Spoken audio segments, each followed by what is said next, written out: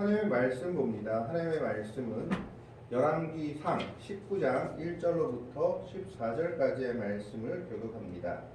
구약성경 549페이지에 있습니다. 열왕기상 19장 1절로부터 14절까지의 말씀 교독하겠습니다. 1절을 제가 먼저 공독해 올립니다. 아합이 엘리야가 행한 모든 일과 그가 어떻게 모든 선지자를 칼로 죽였는지를 이세벨에게 말하니 이세벨이 사신을 엘리야에게 보내이르되 내가 내일 이맘때에는 반드시 내 생명을 저 사람들 중 한 사람의 생명과 같게 하리라. 그렇게 하지 아니하면 신들이 내게 거리에 벌을 내림이 마땅하니라 하니라. 그가 이 형편을 보고 일어나 자기의 생명을 위해 도망하여 유다에 속한 브엘세바에 이르러 자기의 사환을 그곳에 머물게 하고 자기 자신은 광야로 들어가 하루 길쯤 가서 한 로뎀나무 아래에 앉아서 자기가 죽기를 원하여 이르되 여호와여 농락하오니 지금 내 생명을 거두시옵소서. 나는 내 조상들보다 낫지 못하니이다 하고 로뎀나무 아래에 누워 자더니 천사가 그를 어루만지며 그에게 이르되 일어나서 먹으라 하는지라. 본즉 머리맡에 숯불에 구운 떡과 한 병이 있더라. 이를 먹고 마시고 다시 누웠더니 여호와의 천사가 또 다시 와서 어루만지며 이르되 일어나 먹으라. 내가 갈 길을 다 가지 못할까 하노라 하는지라. 이에 일어나 먹고 마시고 그 음식물에 힘을 의지하여 40주 40야를 거두어서 하나님의 산 호렙에 이르니라.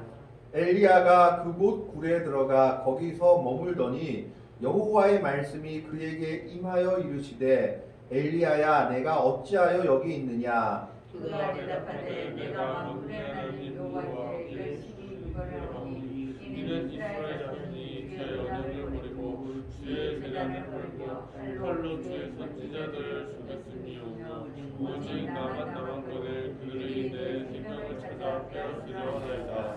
여호와께서 이르시되 너는 나가서 여호와 앞에서 산에 서라 하시더니 여호와께서 지나가시는데 여호와 앞에 크고 강한 바람이 산을 가르고 바위를 부수나 바람 가운데에 여호와께서 계시지 아니하며 바람 후에 지진이 있으나 지진 가운데에도 여호와께서 계시지 아니하며 또 지진 후에 불이 있으나 불 가운데도 여호와께서 계시지 아니하더니 불 후에 세미한 소리가 있는지라. 두 절을 같이 읽습니다.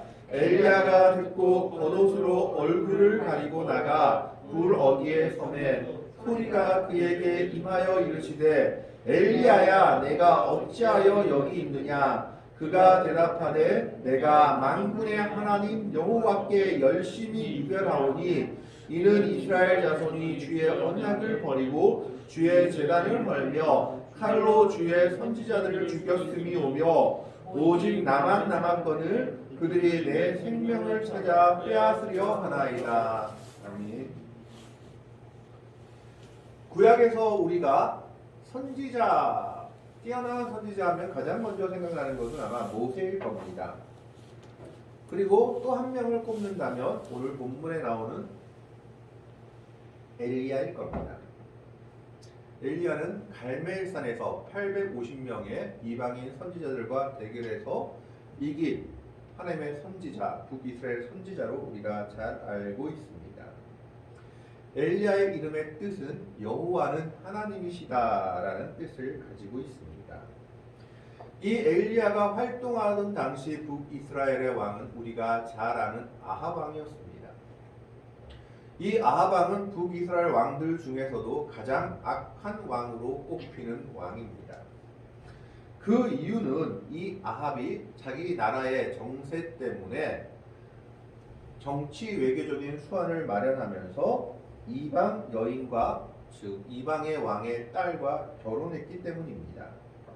이방인 두로 왕 엘바알의 딸 이세벨과 결혼하였는데 이 이방인 두로 왕 이름이 엘바알이라는 것은 무엇을 말하느냐? 이 이세벨의 아버지는 왕이면서 또 바알 신의 제사장이기도 하다라는 것을 말하고 있습니다. 그러니까 이 당시는 신장일치의 국가였다라는 겁니다. 그렇기 때문에 그 딸인 이세벨 역시 자연스럽게 바알과 아세라를 숭배하는 여인이었습니다. 그래서 아합 왕과 결혼하면서 바알 제사장들, 아세라 제사장들을 북이스라엘로 가득 들어오게 된 것입니다. 그로 인해 북이스라엘 온 나라에 바알 신을 섬기는 제사장들, 아세라를 섬기는 제사장들이 가득하게 됩니다. 심지어 아합 왕은 이세벨을 위해서 사마리아 땅, 그 당시 수도였던 북이스라엘의 수도였던 사마리아 땅에 바알 신당까지 지어서 선물을 한 사람입니다. 뿐만 아니라 이세벨은 자기의 선지자들 바알과 아세라 선지자들을 위해서 여호와의 선지자들을 죽이기도 했습니다. 열왕기상 18장 4절에 보면 이세벨이 여호와의 선지자들을 멸할 때라고 기록되어 있습니다. 이때 혜성처럼 나타난 선지자가 바로 엘리야였습니다.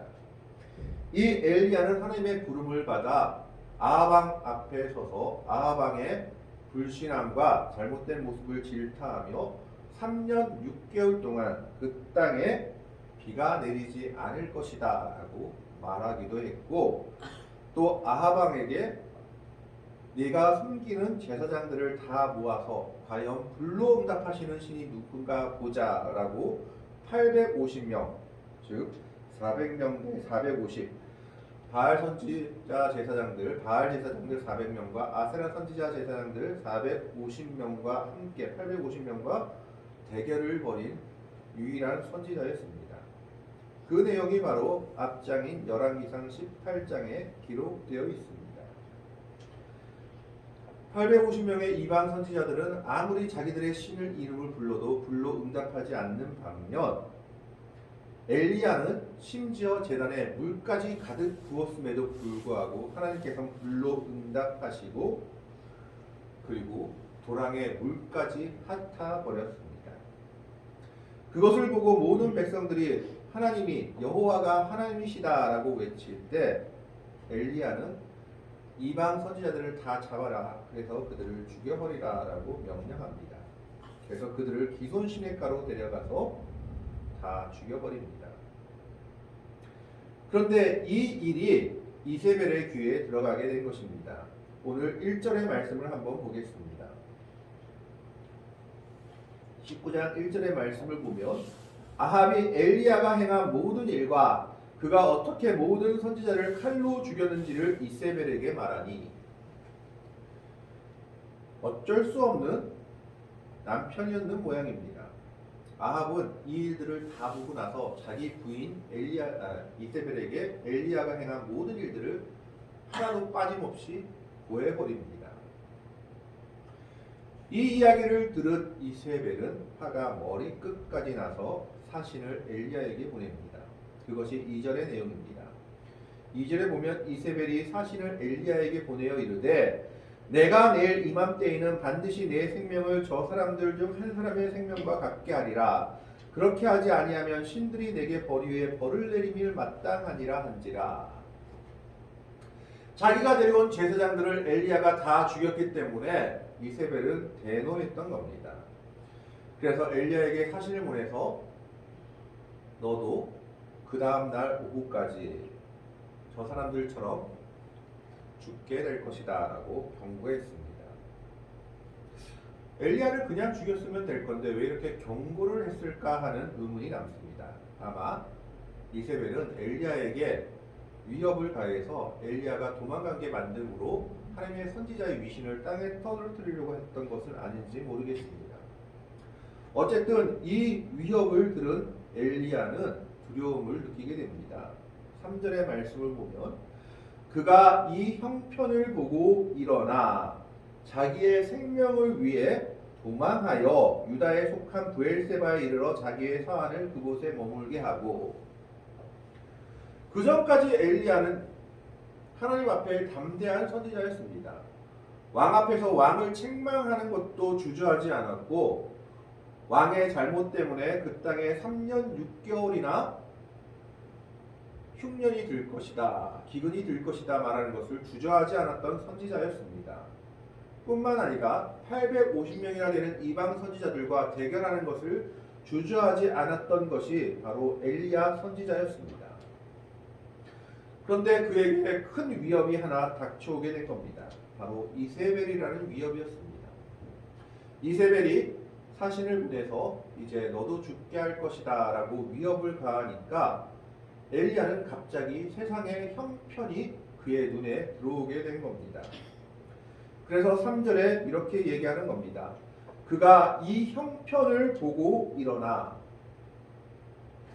하나님의 말씀에 사로잡혀 있을 때는 왕도 두려워하지 않았던 선지자였지만 그가 이세벨을 바라보게 되고 세상의 형편과 그리고 세상의 조건들을 저울질하게 되었을 때 그의 선지자로서의 권위와 능력은 온데간데 없이 사라지고 두려움에 사로잡히게 됩니다.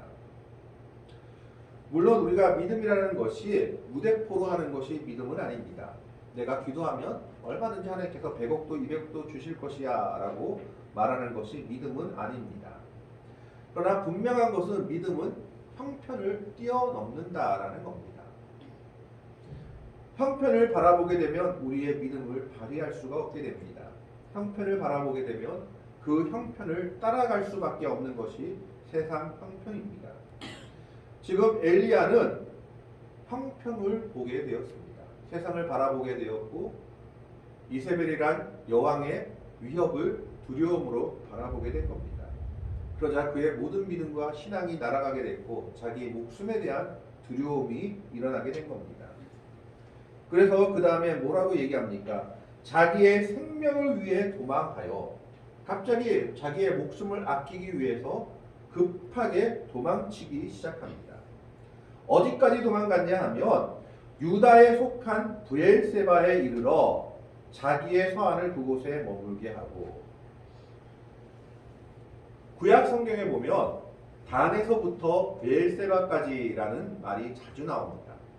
이 말은 무슨 말이냐면 우리나라 말로 치면 백두산에서부터 한라산에서까지라는 말과 똑같습니다. 그게 왜 그러냐 하면 단이라는 곳은 단지파가 점령한 곳인데 이스라엘 백성들의 영토 중에 가장 북쪽에 위치해 있습니다. 그래서 단에서부터 브엘세바는 가장 남쪽의 지명이었기 때문에 가장 북쪽과 남쪽 정북토를 어우르는 단어입니다.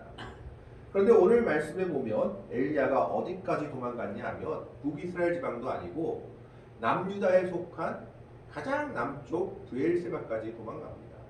자기 생명을 위해서. 혹시 이세벨이 사람을 보내서 자기를 죽일까 두려워했던 겁니다.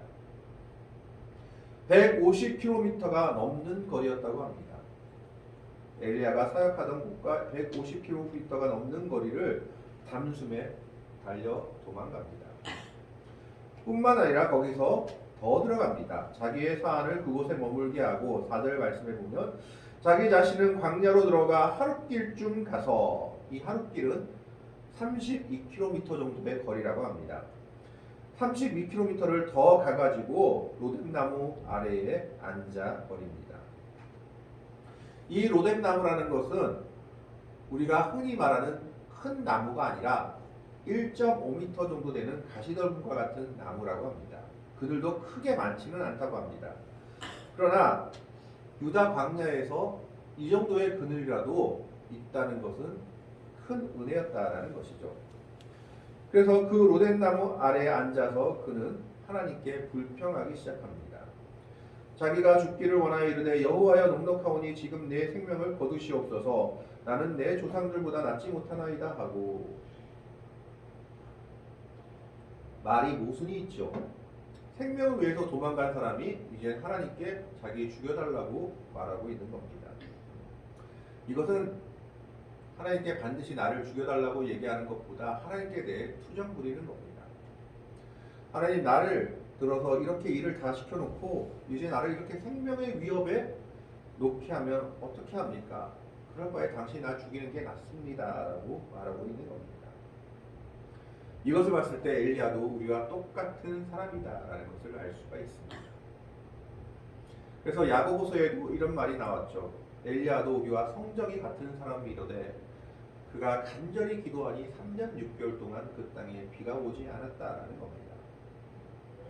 엘리야도 자기 목숨을 두려워해서 자기 목숨을 위해 도망가는 어쩔 수 없는 연약한 한 인간이었음을 보여주고 있는 겁니다.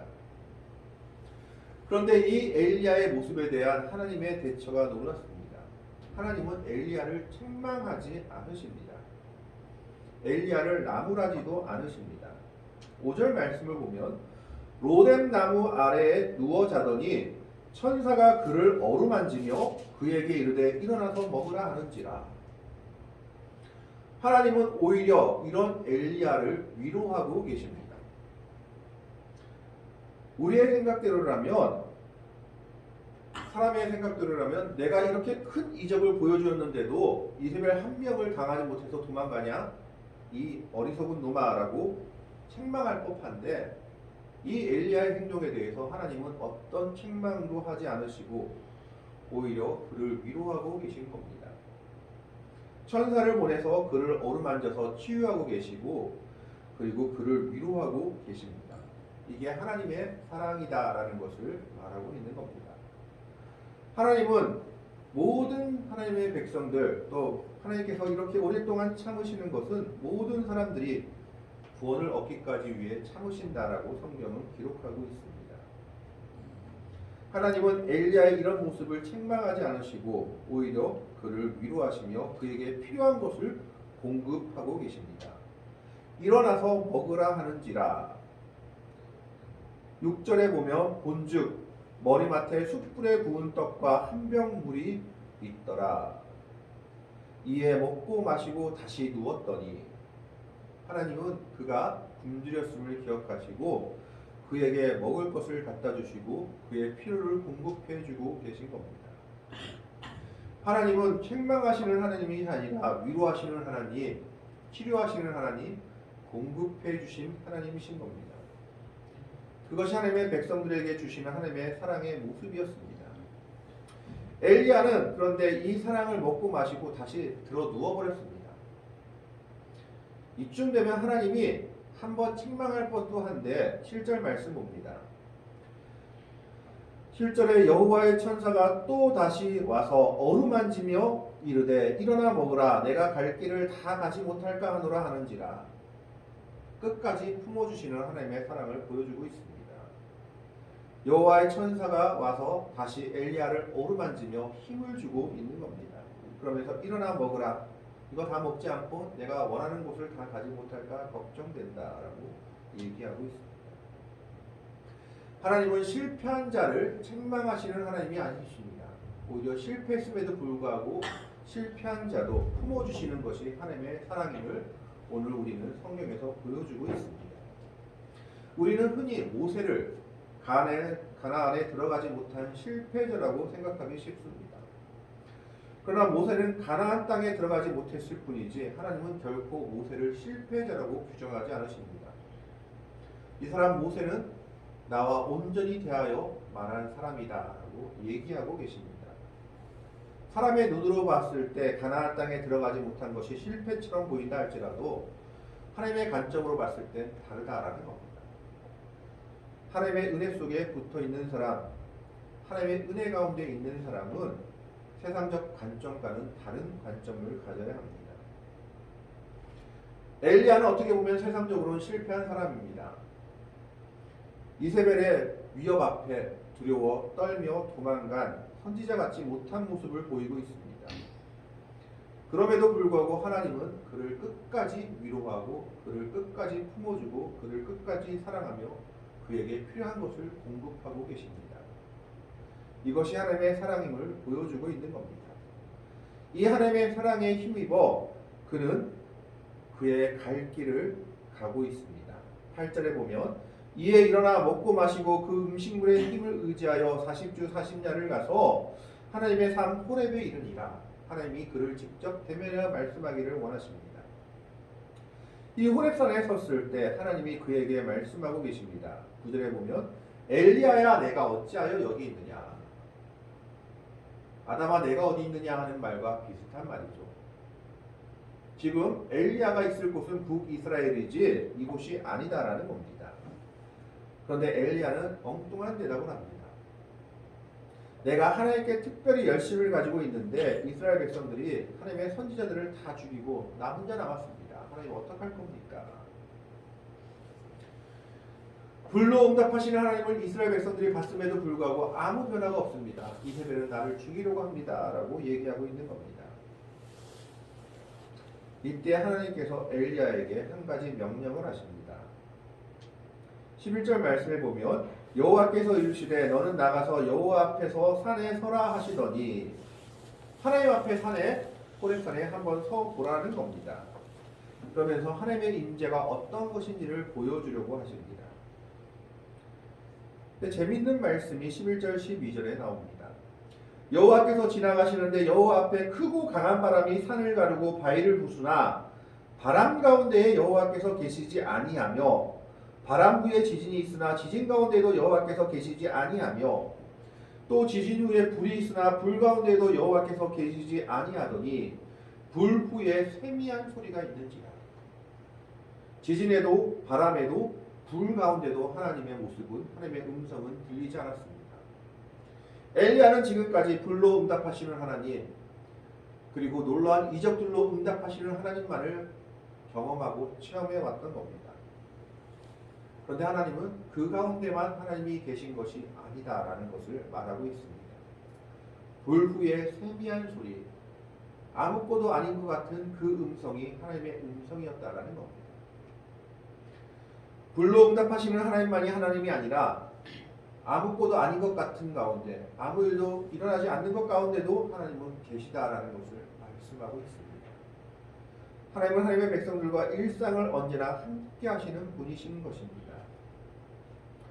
그래서 13절에 엘리야가 듣고 겉옷으로 얼굴을 가리고 나아가 구러기의 섬에 소리가 그에게 임하여 이르시되 엘리야여 내가 어찌하여 여기 있느냐. 다시 한번 물어보십니다. 너의 설 곳이 이곳이 아니다라는 것을 이야기하고 있는 말씀입니다. 14절에 엘리야는 똑같이 대답합니다. 나 혼자 살았습니다. 그리고 그 뒤에 계속해서 이야기들이 나오고 있습니다. 하나님은 엘리야가 해야 할 일들이 무엇인지 명령하시고 또한 엘리야에게 말씀하고 있습니다. 너만 있는 것이 아니라 바알에게 무릎 꿇지 아니한 7,000명이 있다. 너는 너의 사명을 다하라라고 명령하고 있습니다. 오늘 로뎀나무 아래 하나님을 통해서 우리는 결코 하나님께서 성공한 자들만 생각하고 기뻐하시는 하나님이 아니심을 보게 됩니다. 하나님은 하나님의 백성들을 하나님의 사람을 끝까지 책임지시고 끝까지 기억하시고 위로하시고 함께 하시는 분이십니다. 하나님은 불 가운데 지진 가운데 바람 가운데만 계시는 분은 아니십니다. 물론 불로 응답하시기도 하시고 때로는 바람을 내리시기도 하시고 지진을 일으키시기도 하시지만 그런 것들이 없다 할지라도 세미한 음성 가운데도 하나님은 우리와 함께 하시는 분이심을 하나님은 오늘 엘리야에게 말씀하고 있습니다. 우리의 모든 일상 속에서 하나님은 하나님의 백성들과 함께 하시는 분이시다라는 겁니다. 때로는 우리는 좌절하기도 하고 실패하기도 하고 넘어지기도 합니다. 그러나 하나님은 그 일을 가지고 책망하거나 우리를 버려두는 하나님이 아니십니다. 오히려 그 넘어진 자리에서 오늘 엘리야에게 함께 하신 것처럼 위로하시고 채우시며 공급하시는 하나님이십니다. 우리는 그 하나님의 사랑을 믿기 때문에 오늘도 그 하나님과 함께 동행하며 살아갈 수 있는 겁니다. 그렇기 때문에 우리는 하나님 앞에서 실패를 두려워할 필요도 없습니다. 우리가 비록 넘어진다 할지라도 하나님이 붙잡으시고 일으켜주시고 위로하시고 공급해 주시기 때문입니다. 그것이 엘리야를 향한 하나님의 사랑이었고 하나님의 백성들을 향한 우리를 향한 하나님의 사랑인 겁니다. 오늘 우리는 이 로뎀나무 아래 엘리야에게 나타난 하나님의 사랑을 기억하면서 그 하나님의 사랑과 은혜가 오늘 우리들과 함께함을 믿고 살아갈 수 있기를 바랍니다. 하나님은 실패한 자를 그리고 넘어진 자를 책망하시는 분이 아니십니다. 오히려 실패한 자를 기억하시고 위로하시고 함께하시며 치유하시며 공급해 주시는 분이십니다. 그 하나님의 사랑이 오늘 우리들과 함께 있음을 기억하며 언제나 그 하나님의 은혜 속에 주님의 사랑을 힘입어 주님과 동행할 수 있는 복되고 아름다운 믿음의 성도들이 될 수 있기를 주님의 이름으로 간절히 축원합니다. 기도하겠습니다. 하나님, 오늘을 우리는